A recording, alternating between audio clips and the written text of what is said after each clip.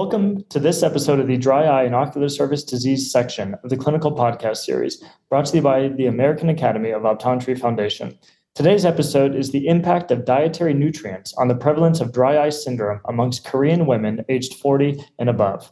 My name is Kaleb Abbott. I'm an optometrist and assistant professor at the University of Colorado School of Medicine, and I'm joined with Dr. Mila Ioussifova, who is the owner of South Waterfront Eye Care in Portland, Oregon. She is a certified nutrition specialist, fellow of the Ocular Wellness and Nutrition Society, and an expert in everything dry eye. It's an absolute honor to have her on the podcast. Thank you for joining us. Thanks for having me. As eye care professionals, we sometimes think of the eyes as being somewhat removed from systemic health and nutrition. Why is it important that we better understand the role of nutrition in dry eye disease? Well, as we all know now that dry eye is multifactorial, and we have the evidence now that lifestyle and nutrition can absolutely play a vital role in the cause and progression of the condition. And it's well established that inflammation and oxidative stress play a huge role in the dry eye, that vicious cycle of dry eye.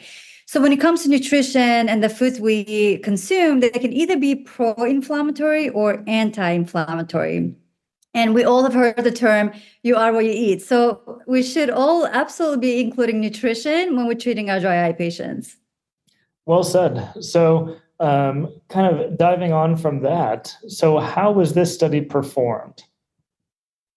So the goal of the study was to assess the prevalence of dry eye disease among Korean women aged 40 and above, and explore the correlation between dry eye disease and daily dietary nutrient intake. They analyzed data from 92,888 female participants.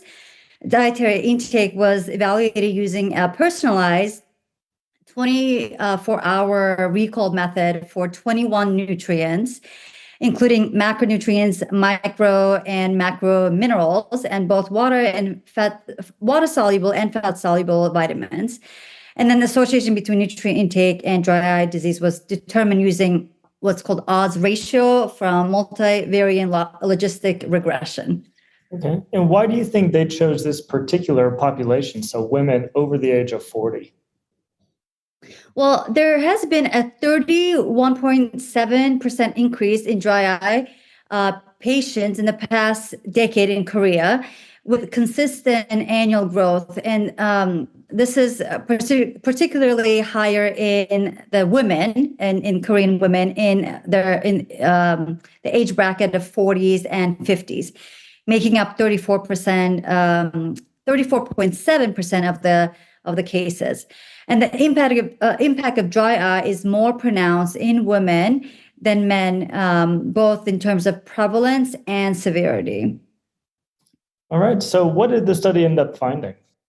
So the overall prevalence of dry eye was 7.7%, and the highest prevalence of dry eye was observed among women in their 50s.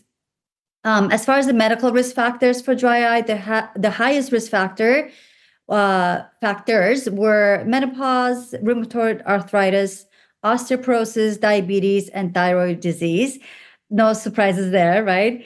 As far as the demographic risk factors, the highest factors were 50s age bracket, being underweight, having an education beyond high school, and engaging in 1 to 3 hours of near work daily. Conversely, higher household income and being an outdoor worker were associated with reduced prevalence of dry eye.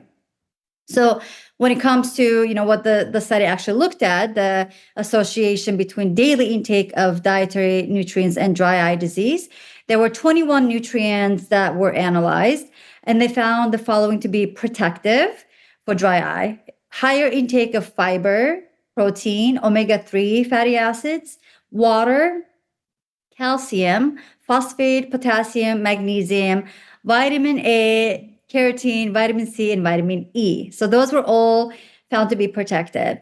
And the following were increased prevalence of dry eye, greater consumption of carbohydrates, sugar, fats, cholesterol, sodium, iron, and zinc. The study did not find a significant association between intake of intake of omega-6 fatty acids, vitamin D, and in the prevalence of dry eye.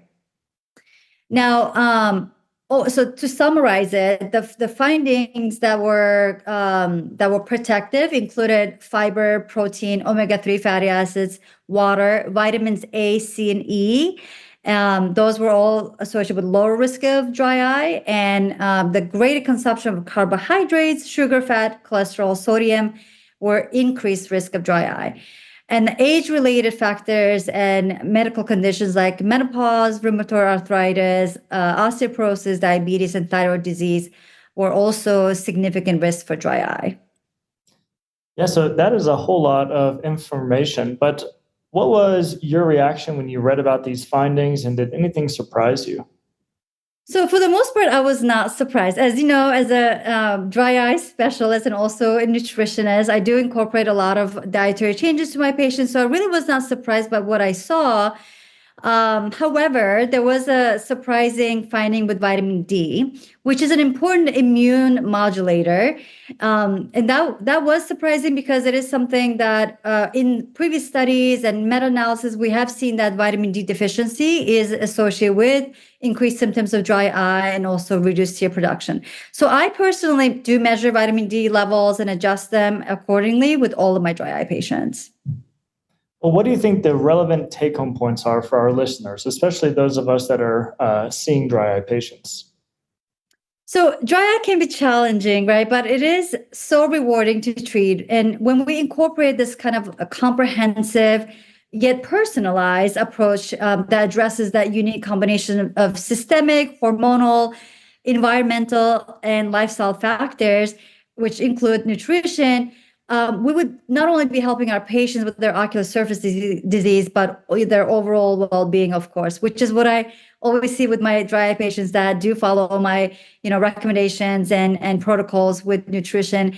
And they come back to me saying, I'm sleeping better, have better energy, my skin is better. So it's always so wonderful to hear. And we should, I think in the future, when we are treating our patients, a lot of this is going to be kind of our standard of care. Mm-hmm.